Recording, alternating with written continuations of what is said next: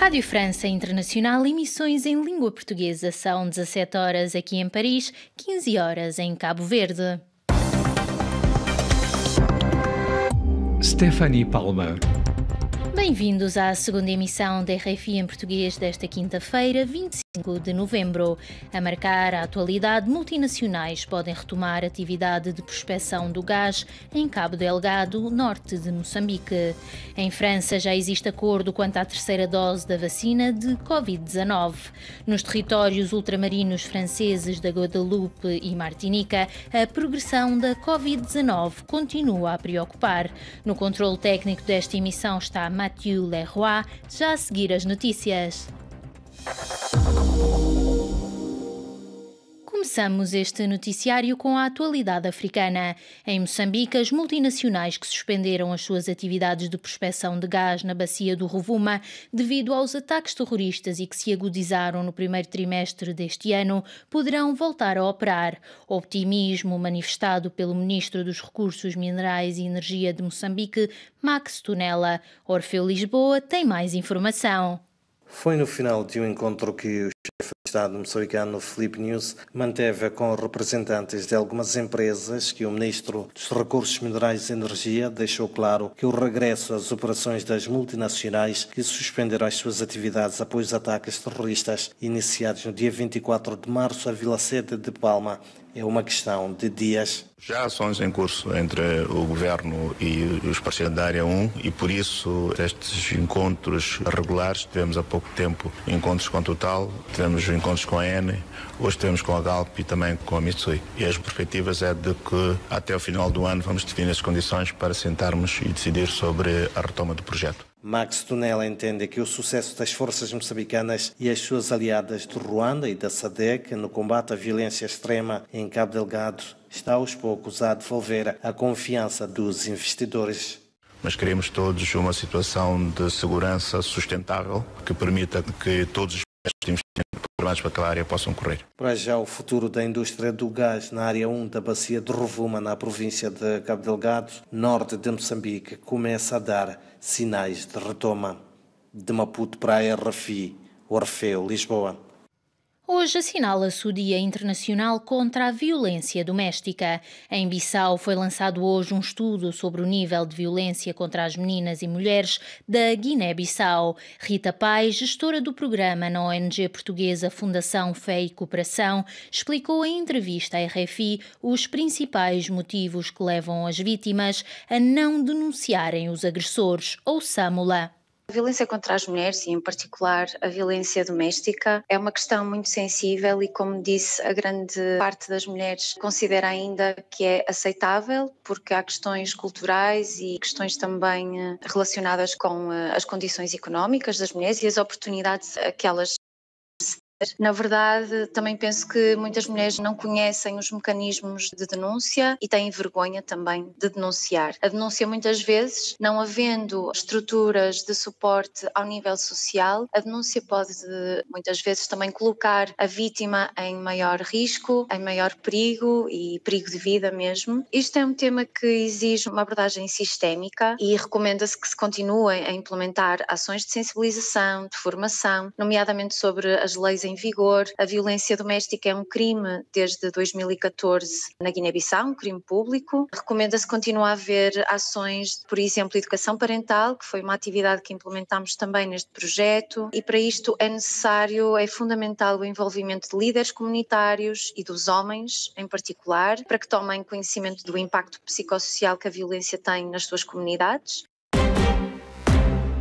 Na atualidade francesa, o ministro francês Olivier Véran anunciou esta quinta-feira que a terceira dose da vacina está disponível para todos os adultos, medidas reforçadas para travar a quinta vaga da pandemia em França, descrita pelo executivo francês como fulgurante. Ouçamo-lo aqui numa tradução de Miguel Martins. A partir de agora, a vacinação do reforço vai ser obrigatória para todos os adultos, a partir dos 18 anos, 5 meses depois da última vacina. Na prática, esta medida abrange 25 milhões de franceses, entre os quais 6 milhões que já fizeram a vacinação do reforço. Faltam, portanto, 19 milhões de franceses a quem recomendamos a administração de uma dose de reforço nos próximos 2 meses. Quanto ao passe sanitário, as medidas também mudam. A partir de dia 15 de dezembro, os passos sanitários das pessoas com mais de 65 anos que não tiverem feito a vacinação do reforço ficam sem efeito e a partir de 15 de janeiro, esta medida aplica-se a todas as pessoas entre 18 e 64 anos. O passe sanitário fica sem validade sem terceira toma da vacina, administrada 7 meses depois da última vacina contra a Covid-19. Apesar da quinta vaga de infecções que assola a França e vários outros países europeus, o executivo francês optou por afastar um eventual confinamento ou recolher obrigatório, optando por um reforço do processo de vacinação e por um endurecimento de algumas medidas, como, por exemplo, o uso obrigatório de máscara em todos os locais fechados. Continuamos com a atualidade francesa. Nos territórios ultramarinos franceses da Guadalupe e Martinica, a progressão da Covid-19 continua a preocupar, mas é a crise social desencadeada pelos protestos contra a vacinação que continua no centro das atenções. Karina Branco tem mais informação. À terceira jornada de greve geral, a situação durante a noite na Martinica, com a multiplicação de bloqueios nas principais estradas da ilha. Também na vizinha Guadalupe foram barradas 2 novas rotundas, até então poupadas pelas barricadas. Nestes territórios ultramarinos franceses, as últimas semanas têm sido marcadas por pilhagens e violência na sequência dos protestos contra a obrigatoriedade de vacinação dos profissionais de saúde e dos bombeiros. Face às violências registadas nas últimas semanas, na Guadalupe foi prolongado até sábado o recolher obrigatório. Até agora, a França enviou um reforço de 250 polícias para tentar conter a situação. O ministro francês dos Territórios Ultramarinos, Sébastien Lecornu, indicou que no total 100 de pessoas foram detidas para interrogatório. Entretanto, esta quarta-feira foram abertos vários inquéritos sobre as violências, nomeadamente sobre a morte na segunda-feira à noite de um jovem junto a uma barricada. Depois dos protestos na Guadalupe e na Martinica, também a Polinésia Francesa enfrenta a partir de hoje uma greve geral contra a obrigatoriedade de vacinação, convocada por um sindicato maioritário.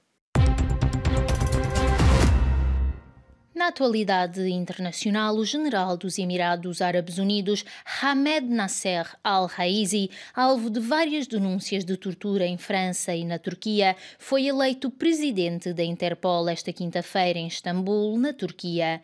Pedro Neto, diretor executivo da Amnistia Internacional portuguesa, defendeu em entrevista à RFI que a escolha deste representante não teve em conta o historial deste oficial, nem tampouco as acusações internacionais que pendem sobre ele na justiça. Ouçamo-lo.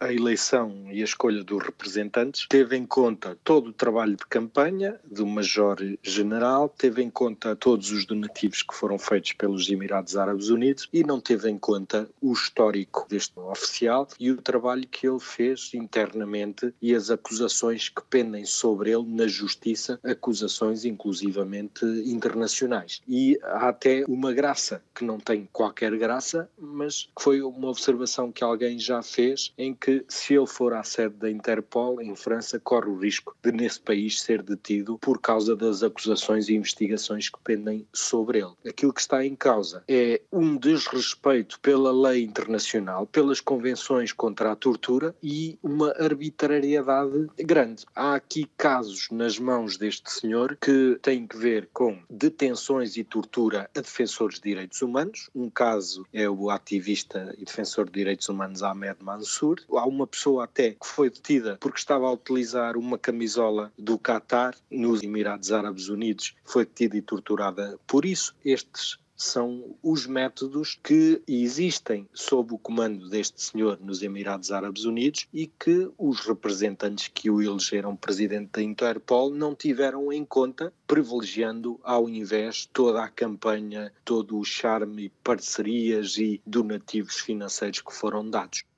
A presidente da Comissão Europeia, Ursula von der Leyen, anunciou hoje que serão distribuídas pelos Estados-membros da União Europeia até ao final da semana 1.000 milhões de doses de vacinas contra a Covid-19. Ursula von der Leyen apelou ainda aos cidadãos que façam o reforço da imunização 6 meses após a vacina original. É o ponto final deste bloco informativo.